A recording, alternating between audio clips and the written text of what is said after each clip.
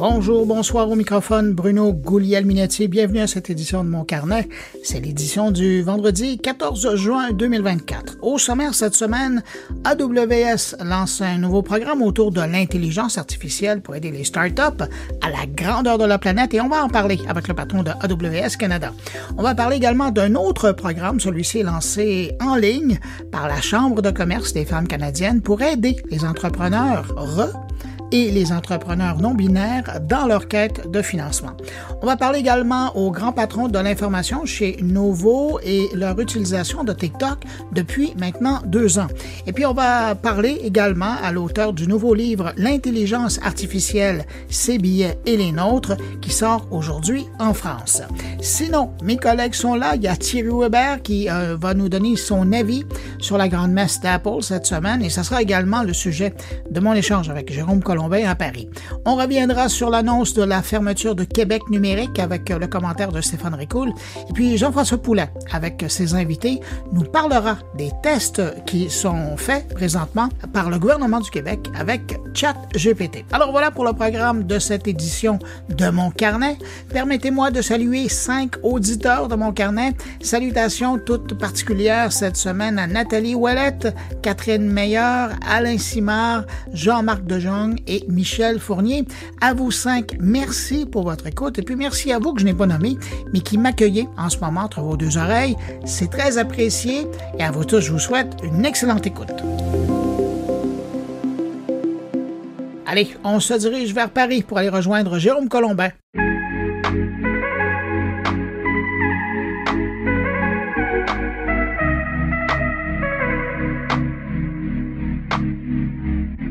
Toc, toc, toc. Ah oui, entrez. Merci beaucoup, Monsieur Colombin, de m'accepter avec mes auditeurs chez vous. Comment allez-vous? Je suis ravi. Bienvenue, Bruno Guglielminetti. Et oui, pour cette séquence diffusée à la fois dans ton émission Mon Carnet et dans Monde Numérique l'Hebdo. Comment on appelle ça? C'est une bidiffusion? C'est une bi-broadcastation? Oh, je pense qu'on peut dire ça comme ça. C'est quelque chose... en tout cas, c'est un truc qu'on a inventé, donc il faudrait qu'on réfléchisse à un nom. Ouais, bon, si vous avez des suggestions, vous les envoyez, hein, on verra. C'est vrai, faites-nous vos suggestions par écrit ou par oral aussi. On peut même recevoir les messages vocaux. C'est vrai, on fait ça chez toi. Ben moi aussi, on peut m'envoyer un courriel avec un fichier audio attaché, mais toi, c'est plus sophistiqué. Oui, hein. Toi, c'est à l'ancienne, mais ça marche aussi. Bon, Bruno, cette semaine, je crois qu'inévitablement, on va revenir sur les annonces Apple de la semaine.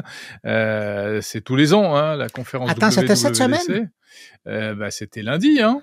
Oh merde! Ben, j'ai complètement oublié. Je pensais que c'était la semaine prochaine. Quel farceur. Le Québécois est farceur, hein, en fait. Oui, généralement, le Québécois est farceur. C'est comme ça qu'on le reconnaît dans une bande de francophones. D'accord. Ouais. Et alors, le farceur, qu'est-ce qu'il a pensé de ces grandes annonces d'Apple? Ben, c'était pas une blague. Finalement, on a attendu longtemps, mais c'est assez... moi, je suis content. Pour les utilisateurs de téléphones iPhone, notamment aussi d'ordinateurs, on parle beaucoup du téléphone, hein, mais je regardais tout ce qui allait être offert dans le contexte des utilisateurs de Mac. Moi, j'ai l'impression que ça va vraiment changer leur expérience de travail. Ouais, ça va être pas mal. Ce qui est un peu dommage, c'est que ça n'arrivera que sur les appareils les plus récents. Oui. Hein? Et ça, c'est on parle d'obsolescence programmée dans ce contexte-là. Et ouais, c'est quand même une sacrée limitation, hein, uniquement sur les tout derniers Mac, iPad, iPhone. Alors, je sais pas si tu as vu donc les explications officielles, mais qui apparemment se tiennent. Hein, c'est qu'il faut de la puissance informatique pour ça. Donc, ce sont les dernières puces. Mais c'est vrai qu'il y a une question parce que dans la mesure où Apple envoie... Il va y avoir une partie de cette Apple Intelligence qui sera gérée localement, comme on s'en doutait, mais il y a aussi une partie qui ira dans le cloud.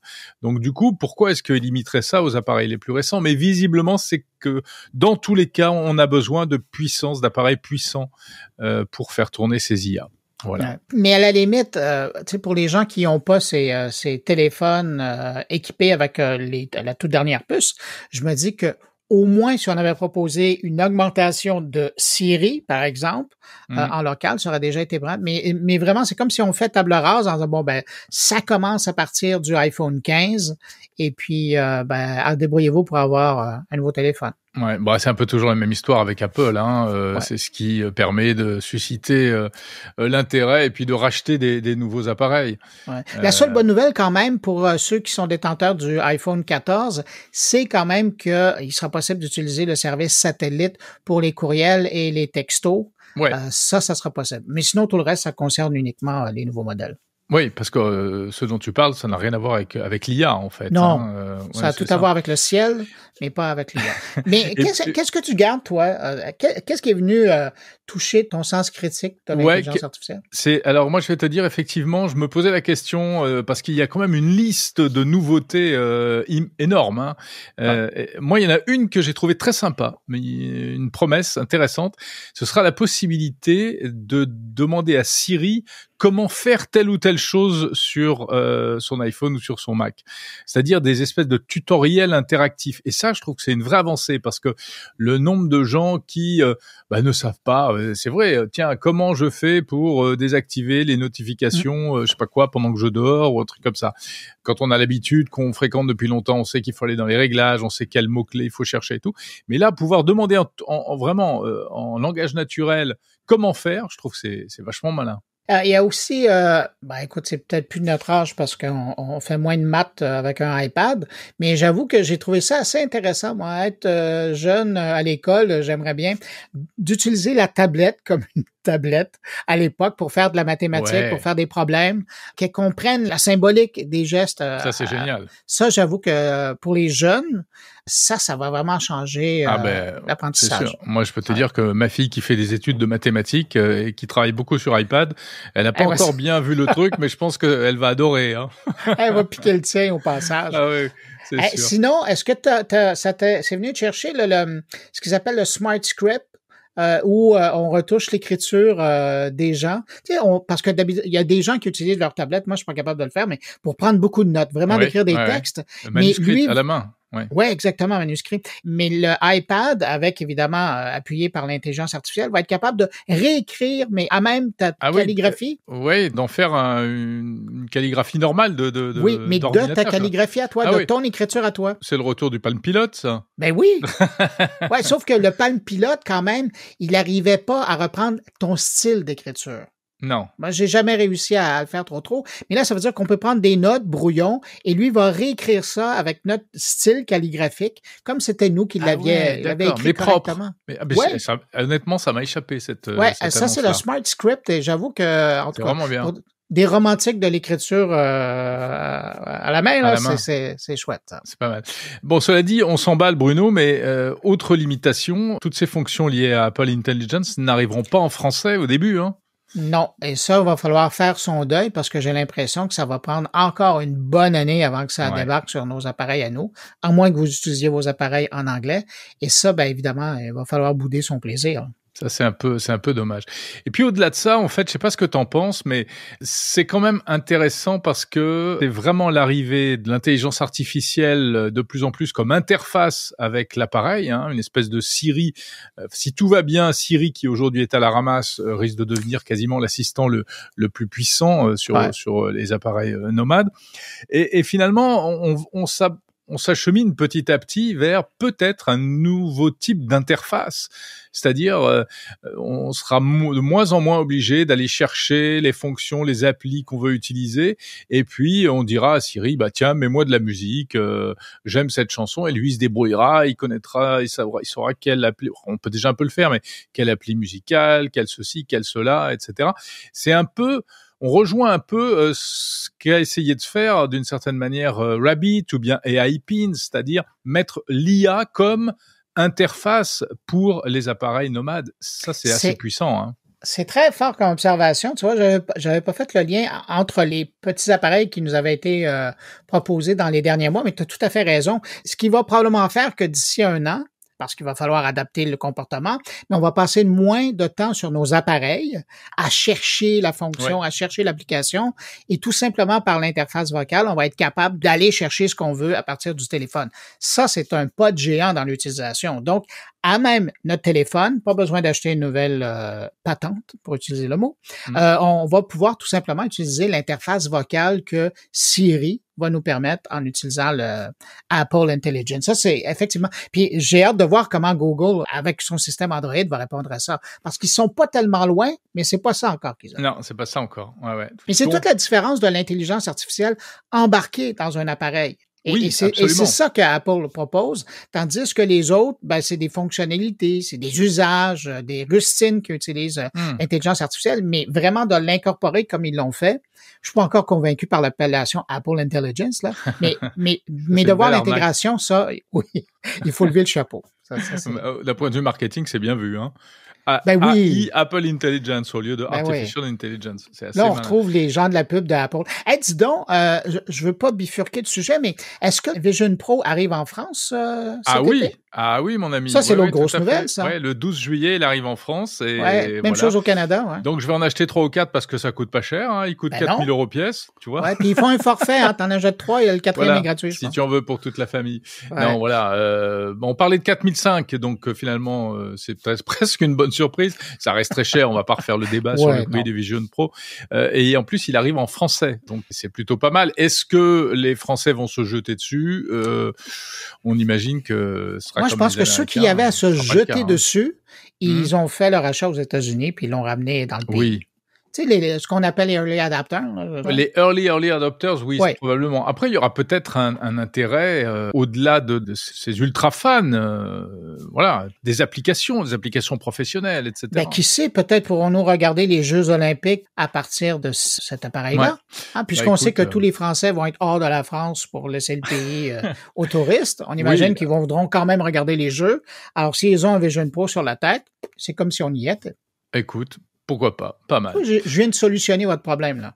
Merci, Bruno, de régler tous nos petits... On a d'autres problèmes, d'ailleurs, faudrait qu'on t'en parle. On a deux, trois petits problèmes politiques en ce moment. Ça, c'est autre chose. Non, voilà. Allez voter, ça réglera. Oui, allez voter. C'est pas sûr que ça règle les problèmes, hein, visiblement. Bon. Mais ça, Bruno, c'est un autre podcast avec d'autres personnes. Ouais, tu m'étonnes.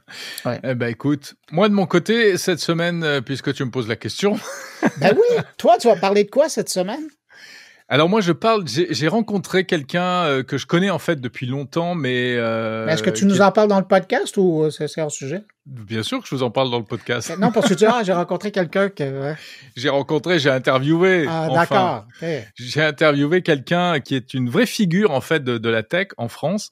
C'est le fondateur de la société WeThings, qui crée des objets connectés pour la santé. Éric Carrel, qui est donc un monsieur qui a un long parcours, qui a créé plusieurs entreprises de la tech. Et alors je le connais depuis longtemps en fait, mais là on s'est posé et on a fait une interview un peu fleuve, un peu portrait et un peu réflexion, à la fois sur les objets WeThings, mais aussi sur la technologie au service de la santé et maintenant l'intelligence artificielle. Et voilà, c'est super intéressant. Dirais-tu, Jérôme, que WeThings, c'est le navire amiral de l'innovation dans la tech française? Je ne dirais pas ça parce qu'il y a peut-être d'autres entreprises intéressantes, mais alors eux, ils ont quand même une particularité, c'est qu'ils sont là depuis longtemps et effectivement, ils font du hardware, ils font du matériel. Ouais. Donc, en termes de produits tangibles, de matériel, c'est vrai que j'en connais pas beaucoup d'autres, des entreprises vraiment françaises qui font ça et depuis longtemps et avec la même réussite. Pardon, mais tu me diras pas que t'as que lui comme invité. Déjà que tu aurais pu faire une série avec lui, là, mais t'as sûrement autre chose. Non, en plus, c'est une interview très longue. Je n'en passe qu'un extrait dans l'hebdo et il faudra aller écouter la version longue et même la vraie vidéo dans un vrai studio. Et est-ce que c'est vrai la rumeur qu'il va y avoir une série Netflix? Et oui, absolument, je suis en discussion avec Netflix. Ça fait tellement long, votre affaire. Ouais. Ils sont en train de boucler la série sur la politique française, Netflix. D'accord. Ouais. Et c'est tout de suite après. Non, et sinon, je parle également de cybersécurité avec Orange, qui lance une offre qui s'appelle Cybersecure et qui est un forfait pour 7 € qui promet de sécuriser jusqu'à 10 appareils à la maison contre toutes les menaces actuelles. Ça va du spam téléphonique jusqu'au virus en passant par les rançongiciels, etc. Donc voilà, on décrypte et on détaille cette nouvelle offre, c'est assez intéressant. Mais c'est intéressant de voir maintenant que les grands joueurs des télécoms arrivent avec des solutions comme ça, ce qui règle le problème pour la majorité des gens, il n'y a plus de soucis après. Absolument. Mon cher Bruno, sur ce, eh bien, écoute, on va se précipiter pour écouter mon carnet et j'invite tes auditeurs à venir écouter Monde Numérique. Et je te dis à la semaine prochaine. Écoute, c'est tellement bien dit. Ben moi, la même chose, hein, j'invite les auditeurs, mais après qu'ils aient entendu cette longue entrevue avec ton invité, parce que ça vaut vraiment la peine. C'est rare, hein? J'en ai rarement entendu des vraies longues entrevues avec lui, là. C'est quelqu'un d'intéressant. Voilà. Moi, je sais que quand je vais avoir fini de produire le mien et de le mettre en ligne, je vais aller écouter ça. C'est bien gentil. Mais tu vas devoir attendre pour la version longue, hein. Ouais, je sais. Ouais, mais le plaisir est dans l'attente. Allez, je te dis au revoir et à la semaine prochaine. Salut Bruno, à la semaine prochaine. Ciao, ciao. Bye. Cette semaine, Amazon Web Services, le AWS, annonce l'investissement de 230 millions de dollars pour aider les startups du monde entier à développer des applications d'IA générative. Ils sont à la recherche de 80 jeunes entreprises qui vont aider avec des crédits AWS, avec du mentorat et de la formation pour une valeur qui ira jusqu'à 1 million de dollars pour chacune de ces 80 startups. Pour nous parler de cette nouvelle initiative, on va aller rejoindre Régent Bourgault. Il est le dirigeant national et directeur général secteur public d'AWS au Canada. Bonjour Régent Bourgault. Et bonjour Bruno. Récemment, là, il y a quelques jours, vous avez annoncé les gagnants des Dragons, de votre participation aux Dragons. Vous aviez une collaboration avec eux cette année. Pouvez-vous nous rappeler ce que vous vouliez réussir ou faire en étant présent chez les Dragons, puis après parler de vos finissants de cette année? AWS, on était aussi une jeune pousse en 2006. Puis, on a évolué au fil des ans. Puis aujourd'hui, comme vous connaissez AWS, on a au-dessus de 240 services qu'on offre à nos clients. Donc, nous, avec cet esprit-là d'entrepreneuriat, on a voulu s'associer à l'Œil du Dragon cette saison. C'est la première fois, en fait, qu'ils reçoivent une entreprise à l'extérieur des Dragons. On était vraiment fascinés par les entreprises qui ont fait une demande à candidature pour une bourse d'AWS, qui est une grande bourse de 100 000 $ qui équivaut à de l'argent, des crédits technologiques, un mentorat technique puis un mentorat d'affaires. Donc, nous, tout au long du processus, on a reçu des candidatures, on les a analysées, puis on est arrivé à la conclusion de trouver notre but, en fait, c'était de trouver une compagnie gagnante, principalement, qui aurait des affinités pour la technologie, qui a un grand potentiel de croissance, donc qui comprend la technologie aujourd'hui, mais qui a un grand potentiel aussi de l'utilisation de l'IA puis de l'IA générative. Et là, cette semaine, on a su que vous l'avez trouvé. Oui, on a trouvé la compagnie, puis on est vraiment content. La compagnie, c'est Aquaverti. Qui est une ferme verticale qui a déjà pied sur rue ici à Ville-Saint-Laurent. Son fondateur, Georges, est incroyable au niveau ils ont commencé sa compagnie en 2017. Puis, c'est une compagnie qui est déjà implantée, en fait, dans plus de 300 points de service. Puis, ils sont reconnus pour, entre autres, leur salade Aquaverti. Mais qu'est-ce qui vous a plu dans leur profil puis dans ce qu'ils font? Parce que vous en avez reçu pas mal là, de candidatures. Il fallait se distinguer. Oui, il fallait les distinguer. Puis, qu'est-ce qui nous a distingués? Bon, premièrement, au Québec, je ne sais pas si vous savez, mais il y a au-dessus de 28 000 organisations, des petites entreprises au niveau agricole. Ensuite, ce qui nous a interpellés, c'est leur utilisation déjà de la technologie, puis leur reconnaissance au moment de l'application des données. Donc, ils ont accumulé depuis 2017 plus de 5 millions de points de données, mais ils ne savent pas trop quoi faire avec ces données-là. Puis on le sait, hein, l'IA puis l'IA générative, ben, ça commence avec l'info nuagique, ça commence avec les données. Fait que tout de suite, dans leur application, ils ont vu ce besoin-là. Puis, on s'est associé avec eux, puis on peut voir comment est-ce qu'on peut les aider avec notre infrastructure info-nuagique, mais aussi avec nos solutions d'IA puis IA générative, comme Amazon Bedrock, on voyait une affinité complète avec eux. Puis le fait qu'ils sont déjà en opération, ils ont déjà des revenus, on peut voir une très, très grande progression avec l'utilisation de technologies. Disons que votre partenariat ou votre encouragement va être encore plus précieux parce qu'ils sont déjà en affaires puis établis. C'est encore plus pertinent. Oui. Puis il y a quelque chose de fascinant avec eux autres. Juste une statistique qui est venue me chercher, là, peut-être comme un ingénieur. Là. Si on prend une salade là, sur une terre normale, ça prend à peu près 65 jours avant qu'elle devienne mature. Quand ils ont commencé en 2017-2018, ça prenait 48 jours dans leur ferme verticale. Ils sont rendus à 42 puis ils ont descendu jusqu'à 39 jours récemment. Donc, ça, c'est incroyable. Puis, vous pouvez voir l'espace physique qu'ils utilisent sur une ferme verticale, c'est beaucoup, beaucoup mieux pour l'environnement, avec 94% de réduction d'eau en plus, d'utilisation de l'eau. Mais là, ce qui est vraiment fascinant, c'est quand on parle avec eux autres, ils nous disent, on ne comprend pas les plantes. Puis, il y a à peu près 15-20 paramètres qu'on peut jouer sur une période d'une quarantaine de jours pour maximiser et augmenter la qualité aussi. Puis là, c'est là que l'IA générative joue, parce que vous savez, un humain, on peut traiter 2, 3, 4 variables en même temps. Et lorsqu'on arrive à 15-20 variables, à regarder et à optimiser sur une période de 40 jours, ça devient impossible sans l'IA et l'IA générative. Régent, vous venez de mentionner Bedrock et là, je voulais vous poser une question. AWS a des centres de données installés là, au Québec et je me demandais, parce que ça fait un moment, puis je vois tout le succès autour de Bedrock, est-ce que ça s'en vient, un Bedrock, à partir des centres de données québécois de AWS pour que les entrepreneurs peuvent s'assurer d'avoir leurs données stockées sur votre infrastructure québécoise et avoir la tête tranquille en sachant qu'ils peuvent utiliser Bedrock, j'allais dire en guillemets, localement? Effectivement, c'est très éminent que Amazon Bedrock va être disponible au Canada et au Québec, dans nos régions, dans nos centres de données ici à Montréal. Donc, ça s'en vient là. Oui, puis Ouais. Amazon Bedrock, maintenant, si vous avez suivi un petit peu, on est rendu avec 7 modèles.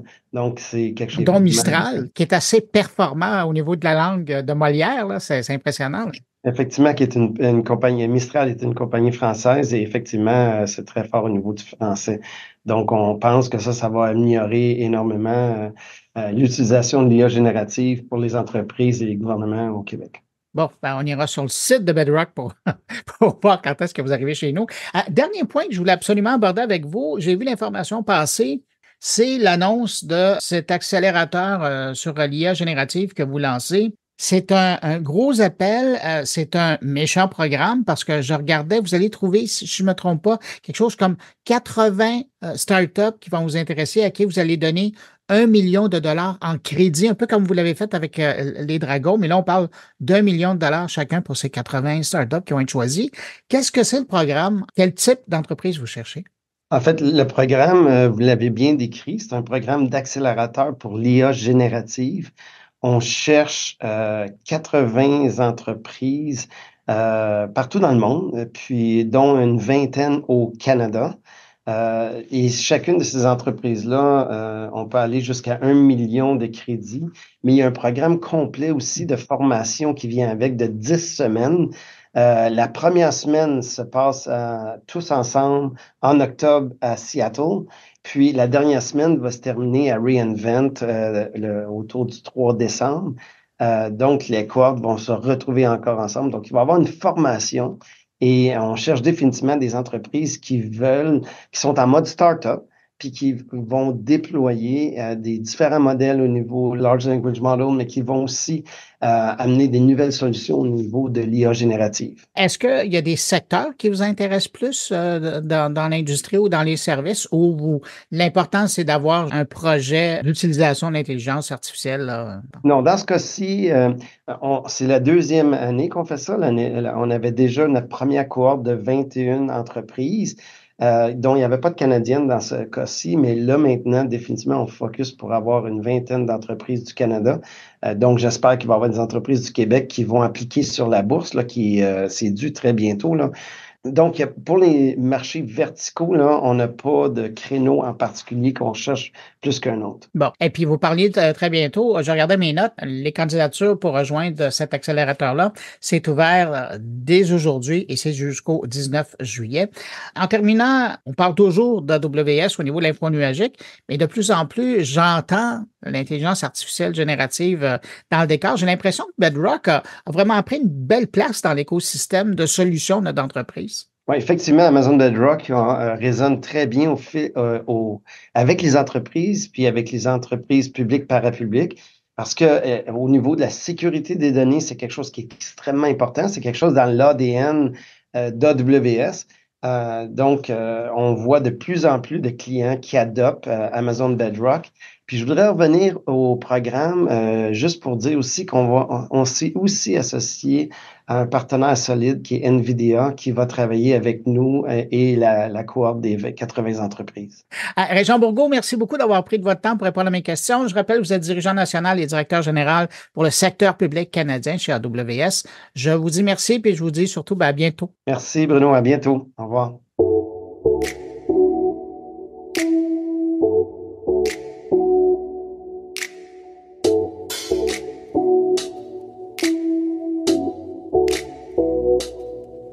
La Chambre de commerce des femmes canadiennes lance le programme Flip le script, un programme de formation en ligne bilingue conçu pour soutenir les entrepreneurs et les entrepreneurs non binaires dans leur quête de financement. Une initiative pour redéfinir en quelque sorte la manière dont les opportunités de financement sont abordées. Pour en parler plus en détail, j'accueille Marie-Louise Kalonji. Elle est la porte-parole de la Chambre de commerce des femmes canadiennes. Bonjour Marie-Louise Kalonji. Bonjour. Marie-Louise, pourquoi la Chambre de commerce des femmes canadiennes décide de lancer un programme comme celui de Flip le script? Suite à des recherches qui ont été faites par Dana Kins, qui est une psychologue organisationnelle, et la réalité que les membres de la Chambre ont fait, on s'est rendu compte qu'en fait, que les femmes, elles possèdent à peu près 30% des entreprises au Canada, mais qu'elles reçoivent que 3 à 4% du financement en capital. Donc, ce qui n'est pas beaucoup. En regardant les études, on s'est rendu compte que les femmes entrepreneuses reçoivent des types de questions qui sont différentes des hommes quand elles partent faire des demandes de financement. Donc, il y a un gap au niveau de la connaissance et au niveau du type de communication que les femmes entrepreneuses à la recherche de financement devraient rapporter quand elles font leur pitch aux entrepreneurs, aux financiers, que ça peut être dans des banques ou bien dans le privé, etc. Donc, on a mis en place Flip le script qui, en fait, c'est un cours en ligne où on va donner ces méthodologies de communication pour justement répondre à ce type de questions pour les entrepreneurs. Mais si vous le lancez maintenant, est-ce que c'est parce que la chose est en train de s'empirer ou vous sentez qu'il y a comme un plateau là, qui est atteint? Il y a un plateau de verre qui est atteint au niveau justement de ces entrepreneuses. Je pense que les études montrent que en majorité du temps, on va dire que 15% des demandes de financement sont refusées en général pour tous les entrepreneurs. Quand on regarde pour les femmes, ça monte à 22%. Et de plus en plus de femmes entrent aussi dans l'entrepreneuriat. Au Québec, je pense que dans les dernières années, 60% des nouvelles entreprises, des nouvelles PME sont créées par des femmes. Est-ce qu'on a déjà des chiffres concernant les demandes qui seraient faites par des personnes non genrées? Pas exactement. Quand on regarde dans l'entrepreneuriat au Québec au complet, je pense que, par rapport aux chiffres, c'est vraiment une estimation, 3% des entreprises sont créées par des personnes non genrées. Alors, comme vous abordez le problème de front, évidemment, moi, je vais vous demander comment le programme aborde spécifiquement la disparité entre les sexes dans le financement du capital risque. Ben, le programme, il a 3 parties. Il y a une partie où on parle du financement d'une entreprise, donc la base de financement d'une entreprise. Deuxièmement, on leur apprend la méthodologie, comment discuter des demandes de financement et comment pitcher correctement les demandes de financement. Ça se fait avec, j'allais dire un software, mais je cherche le mot en français.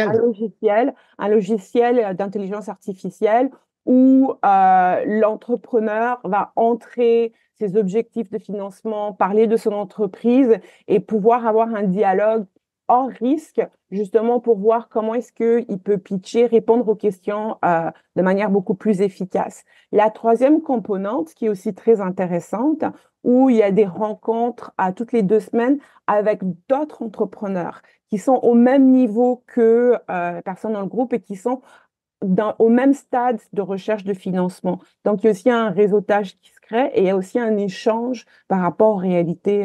Et ça, c'est à travers tout le Canada. Donc, une personne qui est au Québec pourrait discuter de la réalité avec quelqu'un qui se trouve en Colombie-Britannique. Et ça, c'est aussi très intéressant. Mais là, vous piquez ma curiosité. Là, quand vous parlez du logiciel qui Oui. simule une conversation pour aider Mhm. les investisseurs, comment ça fonctionne? C'est quoi, c'est un échange en texte qui se fait? Oui, c'est un échange vraiment où c'est pratiquement comme un petit bonhomme où en début, ça se fait, c'est une formation qui se fait sur 4 mois. Donc, il y a une progression qui se fait. L'entrepreneuse entrerait toutes ces informations, son entreprise, le nombre d'années, c'est dans quel service, quel type de financement est-ce qu'elle voudrait avoir. Et puis, à partir de cet input-là, l'intelligence artificielle va commencer à lui poser des questions pour pouvoir arranger peut-être sa présentation. On va poser des questions. OK, c'est quoi vos objectifs sur les 5 prochaines années? Si on vous donne telle somme d'argent, c'est quoi le retour, etc., etc. Donc, c'est des questions qui sont vraiment bien poussées et qui les mettent vraiment comme dans la même circonstance que s'ils étaient devant à faire une vraie demande de financement. Et qu'est-ce que vous attendez comme résultat au cours de ce cours de compétences en communication? Ce qu'on s'attend, c'est que justement, une fois que les membres aient fait ce cours-là, c'est qu'on puisse voir des résultats. Mais en fait, l'un des critères aussi, c'est que ce soit des femmes entrepreneuses qui qui ont déjà commencé à penser au processus de financement. Donc, ils vont faire leur demande de financement dans les prochaines années. Donc, on pourra faire le suivi avec elles par rapport à OK et avoir des retours par rapport à comment s'est passé leur demande de financement, si on leur a donné les bonnes armes, et pouvoir comme ça améliorer le programme au fur et à mesure. Vous avez parlé de psychologie tout à l'heure, de la psychologie organisationnelle. Comment ça a influencé la conception du programme? Par rapport à comment répondre à certaines questions. Donc, on s'est rendu compte que un homme investisseur va se faire poser des questions qu'on dit de promotion. Donc, un exemple de question de promotion, on va lui demander quels sont vos objectifs de revenus dans les 12 prochaines années. Une femme va te poser la question, qu'est-ce que vous allez faire pour prévenir ces risques, vos risques dans les prochaines années? Donc, les réponses, elles ne sont pas pareilles. Il faut pouvoir se préparer psychologiquement à répondre peut-être à une question de promotion de manière beaucoup plus critique et répondre à une question qui pourrait avoir un aspect négatif de manière beaucoup plus positive. Donc, c'est là où on flippe le script par rapport au scénario des questions. Mais là, je présume que, parce que c'est un programme pan-canadien, je présume que vous allez avoir une tonne de candidats qui vont vouloir participer. Comment vous allez faire la sélection? Mais on fait la sélection par rapport à des critères. Donc, comme je disais, il y a les candidates doivent poser leur candidature. Elles peuvent le faire en ligne sur notre site internet. Ça prend 3 minutes. Donc, c'est donner des informations par rapport à leur entreprise, leur secteur, combien est-ce qu'elles recherchent, etc. Ça prend 3 minutes. C'est des questions à choix multiples. À partir de là, nous, on va essayer de créer des cohortes. On a des places par cohorte de 200 personnes par cohorte. Donc, ce qui est pas mal pour 2 cohortes. Donc, on s'attend à avoir de 400 à 600 personnes pour la cohorte d'été et la cohorte d'automne. Par rapport à la réponse, par rapport à la question que vous avez posée, à savoir comment on doit faire la section, on va essayer de voir, parce qu'il y a un côté aussi d'échange, des personnes, qui vont pouvoir aller avoir beaucoup plus d'équité, parce qu'on essaye d'être équitable, et aussi que les groupes soient basés sur des entrepreneuses qui sont au même niveau. Et c'est important, vous vous intéressez et vous vous adressez autant aux femmes qu'aux personnes non genrées. Oui. Et ça, je trouve que c'est important de mentionner. Est-ce que vous vous êtes donné un objectif quant à la population des personnes non genrées là, qui voudraient participer? Non, on n'a pas un objectif. C'est vraiment ouvert à tout ce type de population. Donc, le plus, le mieux, mais on ne s'est pas donné un objectif, un target en chiffres sur ça, non. Ce qui est aussi intéressant, c'est que c'est un programme qui est gratuit. Comment il est financé? Il est financé par le gouvernement fédéral canadien. Et donc, ça veut dire que si on est accepté, si on fait partie de ces cohortes-là, soit l'été, soit à l'automne, on a accès à tous ces services-là et même au suivi par la suite de façon tout à fait gratuite. Oui, exactement. Et puis, ça donne aussi accès, les personnes qui vont assister au programme deviendront membres aussi gratuitement de la Chambre du commerce. Ah, quand même. Mais là, cet été, parce que vous le mentionnez, là, il y a 2 temps dans la formation, il y a cet été qui va se faire en anglais et à compter de l'automne, vous l'offrez dans les 2 langues. C'est ça, exactement. Ben, vu que la Chambre, c'est la Chambre de commerce des femmes canadiennes, c'est important de pouvoir offrir le service dans les 2 langues officielles. Donc, on commence avec la cohorte en anglais là en juin. La raison, c'est vraiment pour pouvoir continuer à travailler sur la traduction aussi. Il y a un effort de traduction qui doit être fait pour être prêt pour l'automne, pour les francophones. Mais rien n'empêche une personne qui est confortable en anglais et qui vit dans la province du Québec, qui voudrait le faire en anglais, de pouvoir s'inscrire maintenant non plus. Il n'y a pas de... Ou une personne qui serait francophone de Colombie-Britannique ou bien de l'Ontario, de s'inscrire à la cohorte en français. Alors, quelqu'un qui est intéressé pour avoir plus d'informations pour s'inscrire, par où il passe? Il peut aller sur notre site Internet, c'est fts.canwcc.ca. Bon, ben voilà, l'appel est lancé. Merci pour cette initiative. J'ai l'impression que vous allez inspirer bien du monde. Et puis, on va vous suivre pour voir comment ça fonctionne dans l'automne avec la version francophone également. Merci d'avoir pris de votre temps pour répondre à mes questions. Merci beaucoup, Bruno. Au revoir. Au revoir.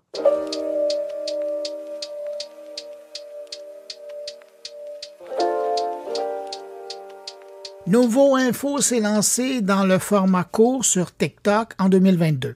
2 ans plus tard, le compte de Nouveau Info sur la plateforme chinoise vient d'atteindre la marque importante du 1 million de j'aime. C'est un beau prétexte pour revenir sur 2 ans de production spécifiquement sur cette plateforme où de plus en plus de gens viennent s'y informer. Pour revenir sur ces 2 années d'expérience, on rejoint Jean-Philippe Pinault, le directeur général de l'information chez Bell Media. Bonjour Jean-Philippe Pinault. Bonjour. Jean-Philippe, ça fait plus de 2 ans que Nouveau Info utilise TikTok. Qu'est-ce que vous avez appris de cette expérience-là en 2 ans? En fait, on a appris beaucoup de choses dans le format, notamment il y a 2 ans. En fait, on a lancé le compte Nouveau Info il y a un peu plus que 2 ans.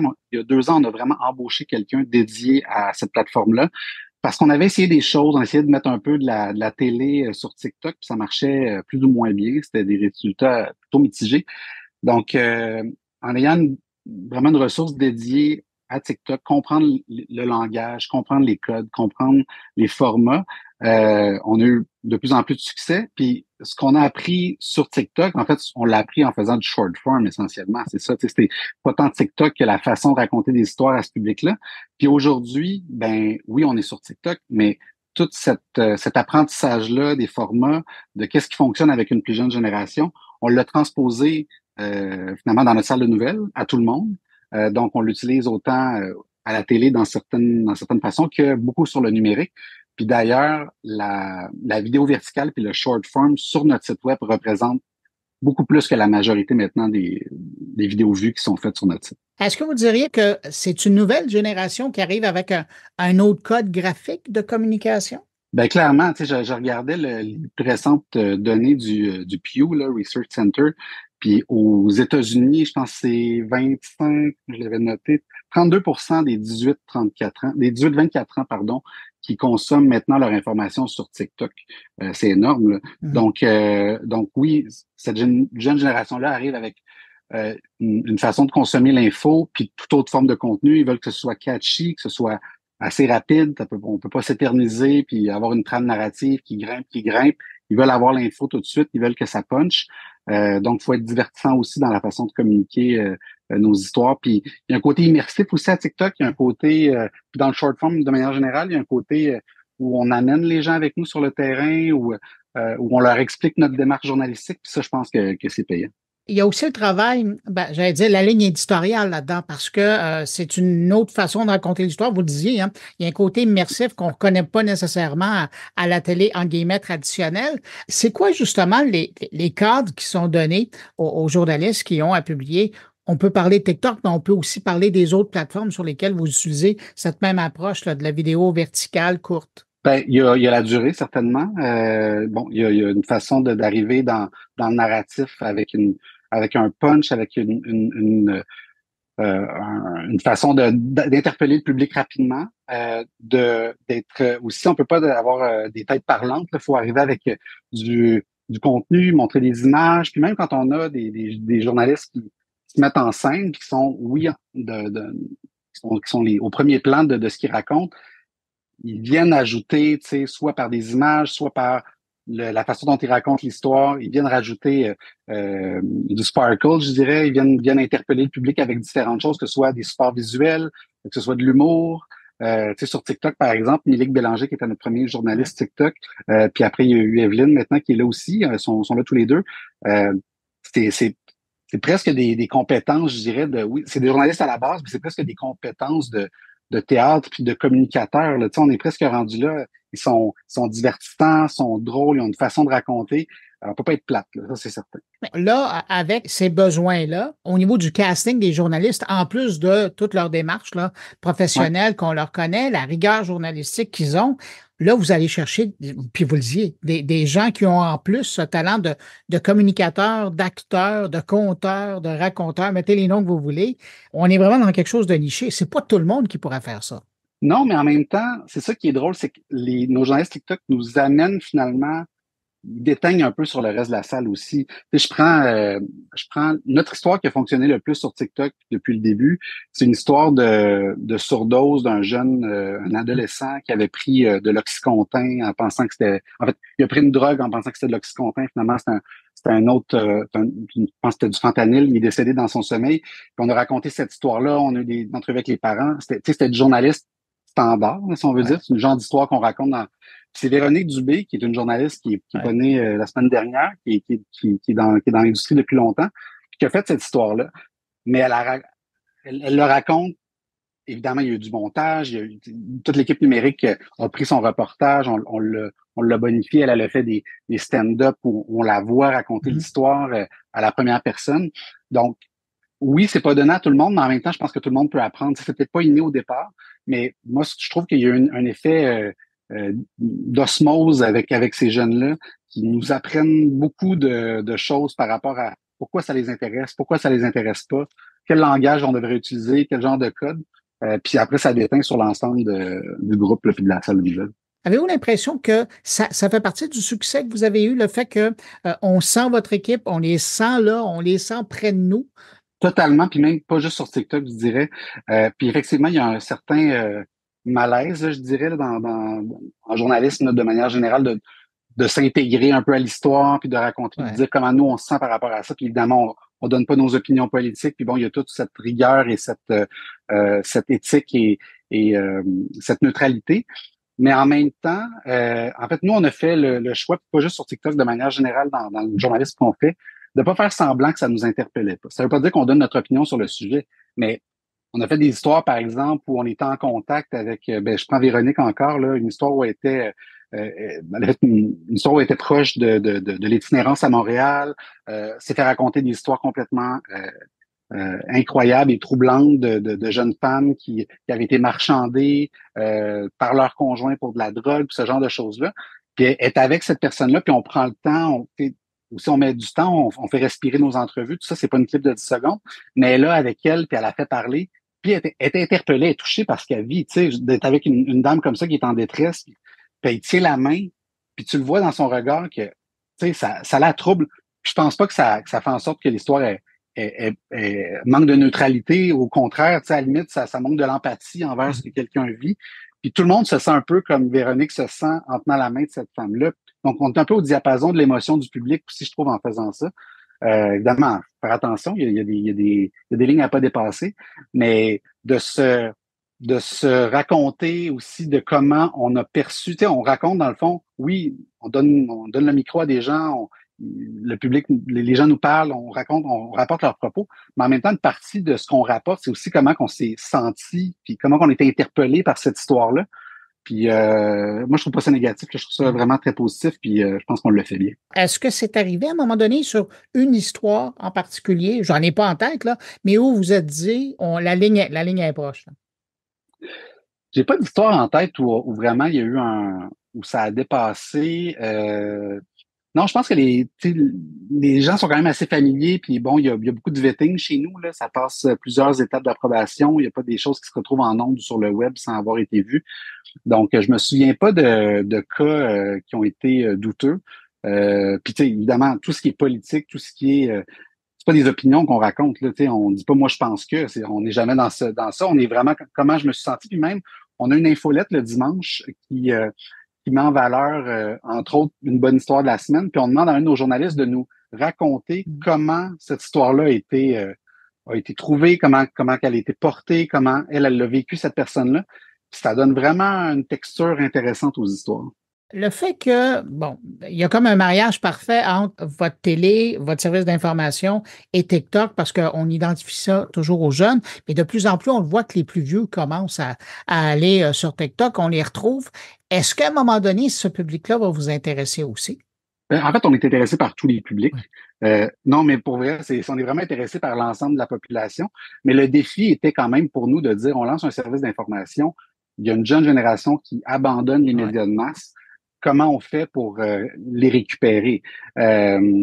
Puis TikTok est un des exemples de ça. Je vous disais tantôt que 32% des 18-24 ans sont sur TikTok pour s'informer. Nous, notre compte TikTok, c'est autour de 40% que c'est des 18-24 ans. C'est beaucoup de gens, puis il y a beaucoup de n'importe quoi sur TikTok, il y a beaucoup de n'importe quoi sur le web. Donc, c'est comme une certaine obligation, je trouve, d'être présent là-dessus, ne serait-ce que pour fleurir dans ce marais de désinformation-là, puis d'avoir des opportunités. Fait que oui, en fait, on s'intéresse vraiment à tout le monde, mais je pense qu'on avait effectivement une visée de trouver une façon de percer cette génération-là. On en parle peu maintenant, c'est peu dans l'actualité, mais il y a pas encore longtemps, on apprenait qu'autant à Québec qu'à Ottawa, il y avait des enquêtes qui étaient faites sur TikTok par rapport à des risques, notamment au niveau de la vie privée. Est-ce que ça vous inquiète de ce chapitre-là, de voir qu'une plateforme que vous utilisez pour aller informer la population pourrait être à risque pour eux, leur vie privée? Oui. On surveille ça vraiment de très près chez Bell. D'ailleurs, on surveille toutes les plateformes américaines, quelles qu'elles soient, parce que TikTok est un exemple, évidemment, défrayer l'avantage de la manchette, mais il y a eu le scandale Meta aussi. Puis bon, je pense que l'intelligence artificielle, la collecte de données pour l'ensemble des plateformes nous intéresse. On a des gens très experts dans le domaine chez Bell qui surveillent ça, qui nous donnent des conduites là, de comment on s'y prend. On a certains appareils qui sont utilisés juste, par exemple, pour la production d'informations de cette nature-là et qui sont pas liés, par exemple, au reste de l'entreprise. Ou donc, il y a certaines démarches au niveau de la sécurité qui sont faites, mais c'est clair que c'est surveillé de très près chez Bell. Ouais. Pendant que je vous ai, puis en terminant, on s'en va bientôt vers le premier anniversaire de la loi 18, où, évidemment, ça a fait mal aux médias parce que du jour au lendemain, vous êtes disparu sur les propriétés de Meta. Est-ce que vous commencez à vous en remettre de ça? Est-ce qu'on s'en remet? Oui, on s'en remet parce qu'on a travaillé autrement, mais c'est sûr que c'est une perte sèche en termes de trafic qui provenait de ces réseaux sociaux-là. Je trouve ça triste, surtout pour le public, en fait, là, parce que on a eu des exemples probants. L'an dernier, je me souviens, il y avait des feux de forêt dans certaines régions, puis il y a des gens qui essayaient de s'informer sur Facebook, ils trouvaient pas l'information. On avait vu une entrevue, je me souviens, de quelqu'un qui savait pas par où passer, juste pour quitter son réflexe, c'était de dire, je vais aller voir sur Facebook, mais les médias locaux, les médias nationaux s'y trouvaient pas. Donc, il y a même un risque au niveau de la sécurité civile, je trouve, là. Donc, c'est vraiment une perte sèche pour le public. Pour nous aussi, évidemment, on a travaillé différemment. On ramène aussi beaucoup de gens vers nos propres plateformes. On travaille beaucoup en ce sens-là. Je pense qu'il y a aussi une prise de conscience partout dans l'industrie sur l'importance d'avoir nos ONO, comme on dit, là, nos Own and Operated Platforms. Puis, il y a beaucoup de développement en ce sens-là chez Bell pour s'assurer que les gens viennent consommer aussi nos contenus, l'information sur nos propres plateformes. Ah ben, Jean-Philippe Pinault, félicitations encore pour votre million d'appréciations sur TikTok. On dit que c'est toujours le premier million qui est difficile à faire. Le reste, ça vient. Je rappelle que vous êtes directeur général de l'information chez Bell Media. Merci d'avoir pris de votre temps pour répondre à mes questions. À bientôt. Ça me fait plaisir.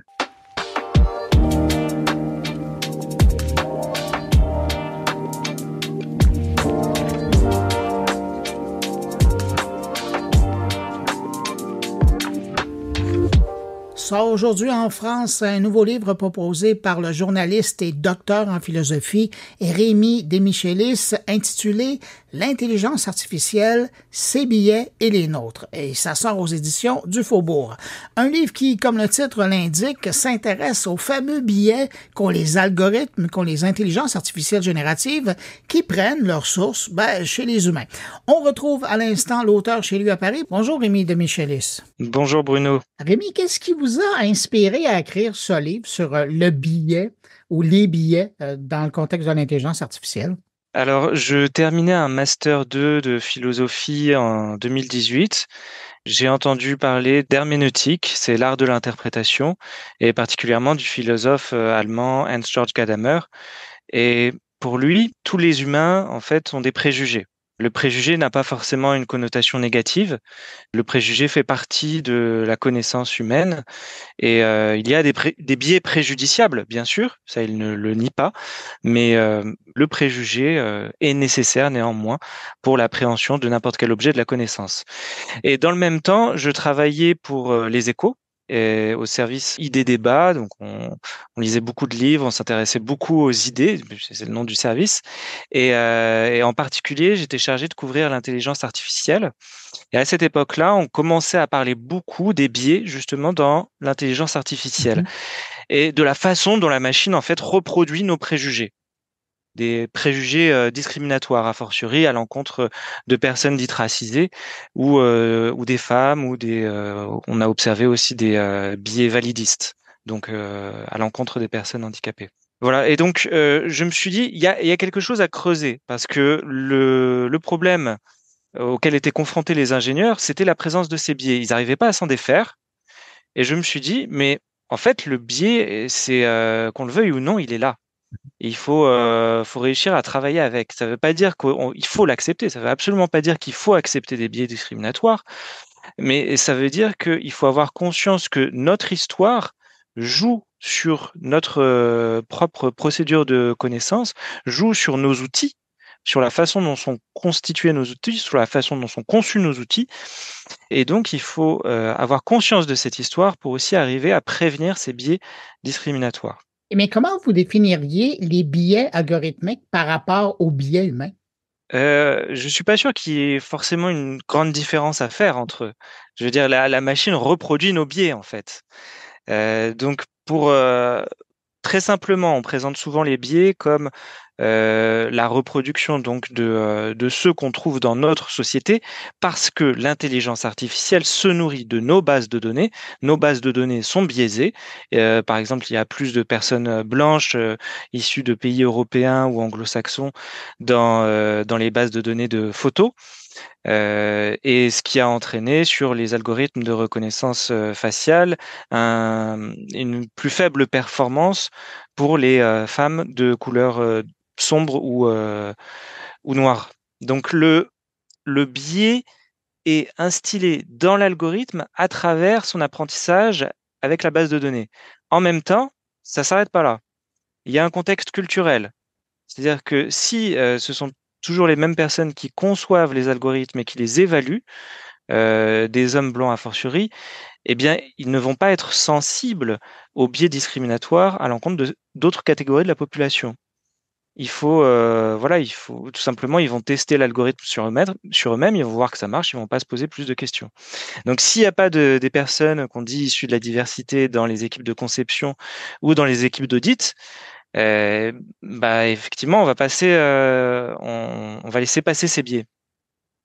Et puis, il y a enfin, dernière chose, pourquoi ces biais sont présents, ces biais discriminatoires en tout cas, pourquoi ils sont présents? Eh bien parce que on assigne des objectifs à l'outil des objectifs qui parfois ont une orientation politique, ont une orientation historique, qui les amènent à cibler certaines populations. Ça s'est vu avec les outils de police prédictive qui en fait reproduisent la démarche de la police dans le contrôle des populations. On l'a vu à Oakland, en Californie, donc qui vont cibler des populations noires pour le contrôle, par exemple, de l'usage de stupéfiants, alors qu'il y a une consommation homogène de l'usage des stupéfiants, quelles que soient les races, entre guillemets. C'est clair, puis c'est encore plus clair quand on lit votre livre. Des billets, c'est là, c'est dans l'intelligence artificielle, dans les algorithmes, c'est aussi en nous. Mais si on veut atténuer les biais dans les algorithmes, dans les intelligences artificielles génératives qu'on utilise, comment on s'y prend? Eh bien, il faut avoir des équipes plus variées dans leur origine, dans leur religion aussi, parce qu'il y a aussi des biais contre certaines religions. On l'a vu avec l'ancien modèle de GPT, GPT-3, qui avait un biais contre l'islam et qui associait l'islam à la violence dans des proportions qui étaient totalement déraisonnables et bien au-delà même de la violence que le modèle pouvait associer à d'autres religions comme le christianisme. Donc, il faut avoir des populations plus variées pour la conception, pour l'audit. Il faut savoir aussi pourquoi est-ce qu'on conçoit ces outils, particulièrement les outils de reconnaissance faciale, pourquoi ils sont conçus. Est-ce que c'est généralement pour de la surveillance? Donc voilà, est-ce qu'on va pas cibler certaines populations en utilisant ces outils et risquer justement d'accentuer un contrôle au faciès avec ces outils-là? Mais dans votre livre, vous parlez de l'influence de l'histoire et de la culture sur les billets. Est-ce que ça veut dire que, mis à part le fait de composer notre équipe de développement de gens issus de différentes communautés, est-ce que ça veut dire qu'il faudrait même revoir l'enseignement de l'histoire et l'enseignement des cultures pour s'assurer que les gens qui créent les IA, les algorithmes, soient moins biaisés? Je suis parfaitement d'accord avec votre analyse. Il faut effectivement avoir conscience de l'histoire de sa nation, l'histoire des outils, pour bien savoir comment ils vont être orientés, qu'on le veuille ou non, pour savoir aussi comment on va être orienté, parce qu'on pense toujours avec des catégories qui en appellent d'autres, qui en appellent d'autres, qui en appellent d'autres, et ainsi on risque en permanence de faire des associations d'idées qui sont préjudiciables. Et il faut savoir se poser, prendre un peu de recul avec soi-même et faire une introspection, aussi faire l'introspection de sa propre discipline pour savoir comment elle risque d'être orientée à l'avenir et qu'est-ce que je suis en train de faire. Ça ne veut pas dire qu'il faut s'arrêter de faire des choses, hein, au contraire, moi je suis pour la science et l'innovation, je trouve ça formidable qu'on crée des outils. Simplement, ça ne veut pas dire qu'il faut le faire n'importe comment et sans se poser des questions sur l'histoire. Disons que vous étiez législateur, que vous auriez encadré le développement de l'intelligence artificielle dans votre pays, c'est la France. On fait passer un test à un automobiliste avant de lui donner son permis de conduire. Est-ce qu'on devrait faire passer un test de billet à un concepteur d'algorithme avant qu'il ait le droit d'utiliser et de commercialiser son algorithme? Eh bien, c'est exactement ce que propose l'AI Act européen qui a été adopté récemment et qui sera prochainement publié au journal officiel de l'Union européenne. Donc, l'AI Act demande à ce que les systèmes d'IA au risque soient évalués avant leur mise sur le marché et soient évalués avec les meilleures techniques d'interprétabilité. Alors, ça n'empêche pas que des biais peuvent subsister malgré tout, puisque les techniques d'interprétabilité ne sont pas des techniques d'explicabilité, c'est-à-dire qu'on n'a pas une explication mathématique exactement du modèle, on garde une certaine marge d'erreur. Néanmoins, c'est déjà une sécurité pour éviter de mettre sur le marché des algorithmes qui peuvent entraîner des préjudices pour certaines populations. Ça fait longtemps qu'on parle de l'éthique dans le monde de la technologie. Et là, bien évidemment, on parle, et dans votre livre, vous en parlez de l'éthique concernant l'intelligence artificielle. Est-ce que vous voyez une différence entre les deux ou c'est essentiellement toujours les mêmes problèmes qui se répètent? Ça se recoupe. Effectivement, il y a beaucoup de problèmes qui sont liés aux nouvelles technologies, aux technologies même de façon historique, et des problèmes qui sont liés à l'intelligence artificielle en elle-même. Pour prendre un exemple simple dont parle Roa Benjamin dans son livre Race After Technology, elle parle de l'utilisation de Polaroid et de l'amélioration de la colorimétrie des photographies pour le fichage des populations noires en Afrique du Sud durant l'apartheid. Et donc elle montre bien que la façon dont sont conçues ces technologies qui sont c'est low-tech en quelque sorte, vise aussi des objectifs sécuritaires qu'on retrouve dans l'intelligence artificielle et qui Et, peuvent du coup viser certaines populations de la même façon. j'aimerais ça vous relancer sur, il y a un truc que j'ai lu dans votre livre, vous parlez de tournant interprétatif. J'avais jamais entendu parler de ça. J'aimerais ça que vous me parliez un petit peu de ça. Alors, le tournant interprétatif, c'est Don Hyde, le philosophe américain décédé récemment, Don Hyde, en parlait déjà un petit peu dans les années 90 et 2000-2010, et même 2021, son dernier livre, Material and Hermeneutics. Alors lui, il considérait tout simplement que comme on n'a plus un rapport direct aux objets de la connaissance, comme on passe toujours par l'intermédiaire d'un instrument, eh bien, ça veut dire qu'on perd quelque chose de l'objet de la connaissance et en même temps, l'instrument nous donne accès à cet objet-là. Et donc, il faut toujours interpréter ce que nous dit l'instrument. Et l'instrument comme un texte. Et donc, il faut savoir interpréter les données de l'instrument de la même manière qu'on interprète des textes. Là, ça va plus loin avec l'intelligence artificielle même, puisque avec les IA génératives, on interagit directement avec les logiciels en langage naturel. Et le logiciel, lui aussi, va interpréter en quelque sorte nos instructions. On n'est plus en train d'entrer du code, on entre des propos, des prompts. Pardon pour l'anglicisme, je sais même pas. Pardon? Des requêtes, voilà. Ouais. Et donc la machine est censée interpréter. Mais évidemment, c'est pas la même interprétation, puisqu'il y a une expérience qualitative, un ressenti dans l'interprétation humaine qui est absent de l'interprétation mécanique.